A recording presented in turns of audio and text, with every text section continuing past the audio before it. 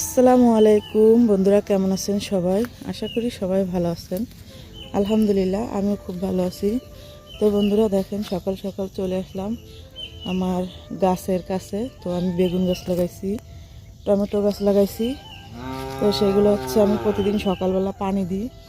তো এখন চলে আসছি পানি দিতে। এক সপ্তাহ হয়েছে আর কি গাছগুলো লাগাইছি।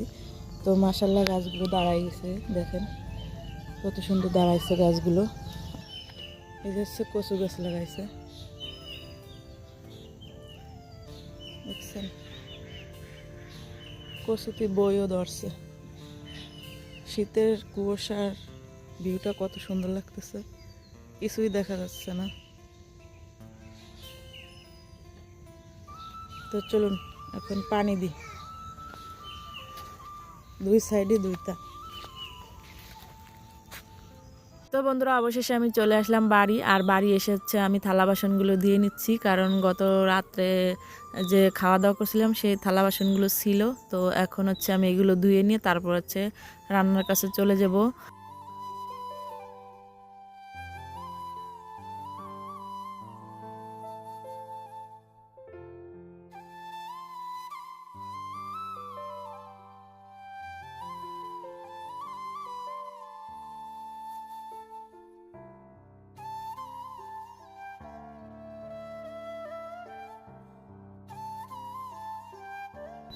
তো বন্ধুরা, এখন হচ্ছে আমি নাস্তা বানাবো, চাপটি বানাবো। তো সিপাহীদের মাদ্রাসার টাইম হয়ে গেছে, এই জন্য তাড়াতাড়ি করে দুইটা তিনটা চাপটি বানাই দিই। আর হচ্ছে ডিম ভেজে দিই। আর কিছু ভাত ছিল, ভাতগুলো হচ্ছে নরম হয়ে গেছে, আমি ফ্রিজে রাখি নাই। শীতের সময় ফ্রিজে রাখা লাগে না, তো এই জন্য হচ্ছে আমি রাখি নাই। তো কালকে দুপুরে রান্না করছিলাম, এই জন্য চিকন চালির ভাত তো হালকা নরম হয়ে গেছে, মানে ভিজে ভিজে হয়েছে। পরে সে ভাতগুলো হচ্ছে ওই পাশের বাড়ি এক ভাবির হাঁসরে দিয়ে দিছি। আর তারপরে আমি এই যে চাপটি বানাচ্ছি, যে চাপটি বানাই আর ডিম ভাজি। আর গতকালকে মুরগির মাংস রাঁধছিলাম, সেই মাংসর তরকারি আর মাংস রয়েছে কিছুটা। তো এটা দিয়ে আমরা সকালে নাস্তা সেরে নেব, এই জন্য এই চাপটিগুলো বানাচ্ছি।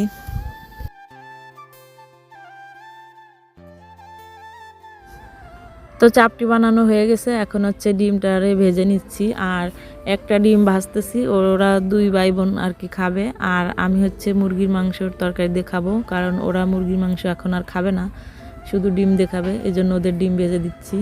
আর রায়সা একটা কিংবা দুইটা চাপটি খায়, আর সিপাহি তো ওরকমের বেশি খায় না, তো দুইটা দুইটা করে খায়। আর আমি দুইটা, এই 6টা চাপটি বানাইছি। তো সব আপনাদের সাথে শেয়ার করি নেই, অফ করে দিচ্ছি ক্যামেরা। তো এই যে ডিমটাকে ভালো করে ছড়াই দিছি, ছড়াইয়ে এখন হচ্ছে উল্টাই দিব।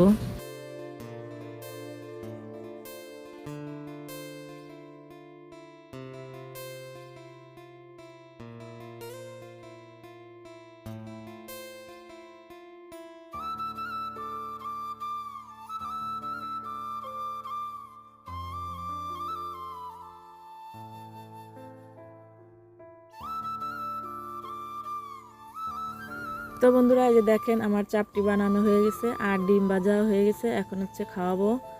আর এই যে সিপাহিতে খাওয়াই দাওয়াই মাদ্রাসায় দিয়ে তারপর হচ্ছে বাসায় চলে আসি। আর বাসায় এসে সিপাহিতের বাবার কিছু কাপড় চোপড় আছে, তাই ভিজিয়ে রাখলাম। রান্না বাড়া করে তারপরে গোসল করার সময় আর কি ধুয়ে দিব, এই জন্য আগে থেকে ভিজিয়ে রাখছি। তো এখন হচ্ছে আমি রান্নার কাছে চলে আসছি। আর আমি হচ্ছে আজকে রান্না করব ডিম ভুনা করব, ইয়া দিয়ে চাল কুমড়ো দিয়ে ডিম ভুনা করব, আর হচ্ছে ডাউল রান্না করব। তো এই দুই পদেরই তরকারি রান্না করব। তো ডিমটাকে আগে সেদ্ধ করে এখন ছুলে নিচ্ছি। তারপর হচ্ছে এই সাইডে ডাইলও বসাই দিছি।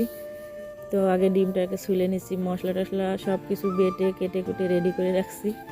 সব রেডি করে একবারে রাঁধতে যাব। এই যে দেখেন ডিম ছোলা হয়ে গেছে, আর এই যে হচ্ছে সব কিছু একসাথে রেডি করছি। তো এটা হচ্ছে ধনিয়ার পাতা কেটে রাখছি, কাঁচামরিচ রসুন পেঁয়াজ সব কেটে রাখছি। আর এই যে হচ্ছে ডিম, আর এটা হচ্ছে চাল কুমড়ো কেটে রাখছি। আর এই সাইডে যে ডাল বসাই দিছি।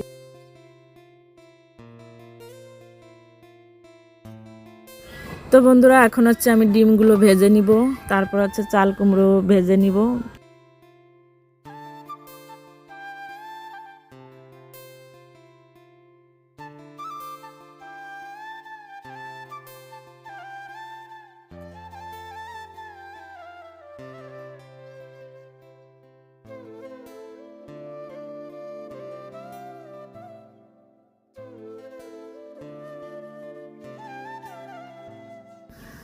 তো আমার রান্না হয়ে গেছে, এই যে দেখেন ডাউল রান্না করছি, তারপরে ডিম ভুনা করলাম চাল কুমড়ো দিয়ে, আর হচ্ছে গরম গরম ভাত। তো এটা হচ্ছে আমাদের দুপুরের খাবার। তো বন্ধুরা রান্না বাড়া করে গোসল করে কাপড় চোপড় ধুয়ে চলে আসলাম ছাদে, আর ছাদে এসে কাপড় চোপড়গুলো আমি নেড়ে দিচ্ছি।